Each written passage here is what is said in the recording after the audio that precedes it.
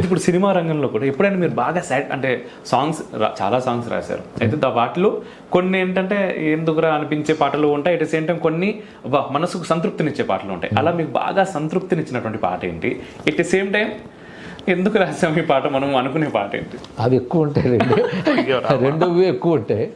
మొదటివి కష్టం, ఎందుకంటే సినిమా పాట అంటే అందరిని మెప్పించాలి, అది కూడా బాధ్యత. అది ఎందుకంటే మనది కాదు కదా పాట, డైరెక్టర్ ఏమనుకున్నాడో వాడిది పాట, వాళ్ళకి తగ్గట్టు రాయాలి, అది మన బాధ్యత. అందుకని నాకు తగ్గట్టు రాస్తాను అనకూడదు, అది వాళ్ళు అనుకున్నది వాళ్ళకి ఇవ్వాలి.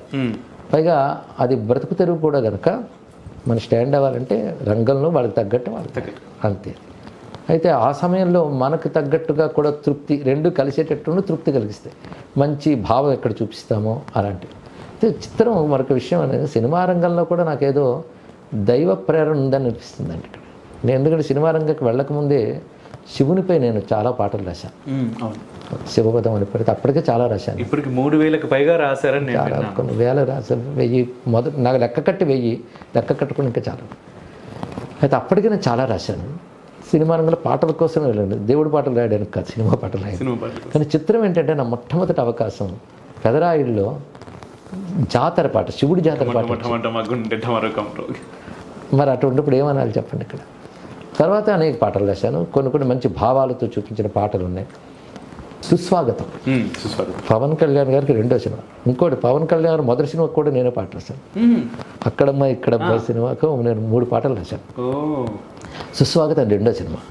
సుస్వాగతంలో పాటలు బాగా హిట్ అయిన పాటలు ఉన్నాయి, 3 పాటలు నేనే రాశాను. అందులో హ్యాపీ హ్యాపీ బర్త్డేలు మళ్ళీ చేసుకోవచ్చు, అది నేను రాశాను. ఆ సమయంలో శుభాకాంక్ష అనే సినిమాలో నేను ఆనందమయ్యా. ఆ పాట కొంచెం సాహిత్య భావాలు బాగా చూపించాను నేను, అందుకు నాకు తృప్తిగా అనిపిస్తుంది ఒక పాట.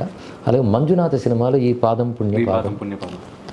చివరికి ఆశ్చర్యకరం ఏంటంటే స్వరాభిషేకం సినిమాలో రమా వినోది వల్లభ అని నాకు విశ్వనాథ్ గారి దగ్గర పాట రాయాలని కోరిక, కానీ నేను రంగంలోకి వచ్చిన తర్వాత తన సినిమాలు పెద్దగా తీయలేదు. ఆఖరికి ఆయన తీసేటప్పటికి నేను సినిమాలు ఇంక వదిలేసాను అనుకుంటూ విష్ణు సహస్ర భాష్యం రాసుకుంటున్నాను శ్రీశైలంలో. అప్పుడు ఆయన ఫోన్ చేసి స్వరాభిషేకం ఒక పాట రాయాలంటే అప్పటికప్పుడు మద్రాసు వెళ్ళి విద్యాసాగర్ గారు మ్యూజిక్, విశ్వనాథ్ గారు కూర్చున్నారు, నేను ట్యూన్ ఇవ్వడం, నేను సాహిత్యం రాయడం, నేను సాహిత్యం రావడం, ఆయన ట్యూన్ చేయడం అంటూ అలాగిద్దరం కలిసి విద్యాసాగర్ గారి మ్యూజిక్తో నేను క్లాసికల్గా రమా వినోది వల్లభ పాట రాశాను, శాస్త్రీయ సంగీత ధోరణిలో. అంతకుముందు రాసిన రకరకాల పాటలు రాసిన అది ఆఖరి పాట అనుకున్నా. అంటే శివుడితో మొదలై మధ్యలో శివుడు, చివరికి శివుడు ఇలా ఉంటే మరొక చిన్న ఆశ్చర్యకరమైన విషయం ఏంటంటే మణిశర్మ గారు ఒక సినిమాకి పాట రాయాలని పిలిచారు. నేను సినిమా రంగం వదిలేశానండి అని చెప్పాను. నా కోసం ఒక పాట రాయండి అన్నారు. అదేమిటంటే చావు మృత్యువు మీద పాట, కానీ చావు మృత్యువు మరణం అనే మాట రాకూడదు, విన్నాగానే అర్థమైపోవాలి, పాజిటివ్ యాంగిల్లో రాయాలన్నారు. అయితే అప్పుడు పాటలు రాసేటప్పుడు పడ్డ పాటలు నాకు తెలుసు. సినిమా రంగంలో పాట తక్కువ పాటలు ఎక్కువ అనుకునేవాడిని. ఒక పాట మెప్పింది, కానీ దీనికి మాత్రం నాకు 1 గంటలో పాట రాశాను, వాళ్ళు యాక్సెప్ట్ చేశారు. అది ఆశ్చర్యకరమైనటువంటి పాట. అది కనులు మూసే మౌనమా అంతులేని శాంతమే, నువ్వు ఇహపరాలకే వంతెన, రేగే అలజడులకే సాంత్వన అంటూ మృత్యు గురించి రాశాను పాజిటివ్ యాంగిల్లో. చిత్రం ఏంటంటే అదే ఆఖరి పాట, మృత్యు గురించి పాజిటివ్ యాంగిల్లో. అంటే చావు గురించి ఆఖరి పాట రావడం కూడా ఆశ్చర్యం కాదు. కనుక నా సినిమా పాటల ప్రస్థానం తలుచుకుంటే అందులో నేను ఏదో అక్కడనే అది బాగులేదు దాని నుంచి బయటకు వచ్చాను అనుకోను. అక్కడ ఉండగా ఎందరో మంచి వాళ్ళతో పరిచయం అయింది నాకు.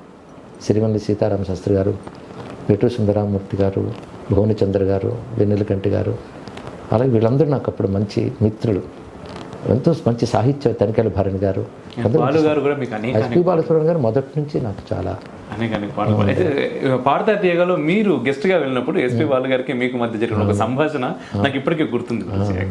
అదేంటి, ఏదో ఒక సినిమాకి నేను తెలుగు పది ఇదేదో సంస్కృతం పదంలా ఉందని చెప్పేసి హీరో వద్దంటే సంస్కృత పదం పెడితే ఇది బాగుంది ఇది పెట్టండి అన్నారని మీరు అన్నారు.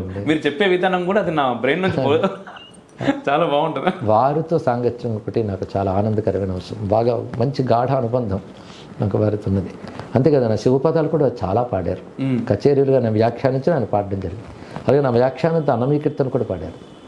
అది మంచి అలాంటి అద్భుతమైన అనుభవాలు నాకు నాలుగు పత్రికా రంగంలో, సినిమా రంగంలో కూడా చాలా మంచి పరిచయాలు, మంచి అనుభవాలు చాలా జరిగాయి. చాలా అద్భుతం.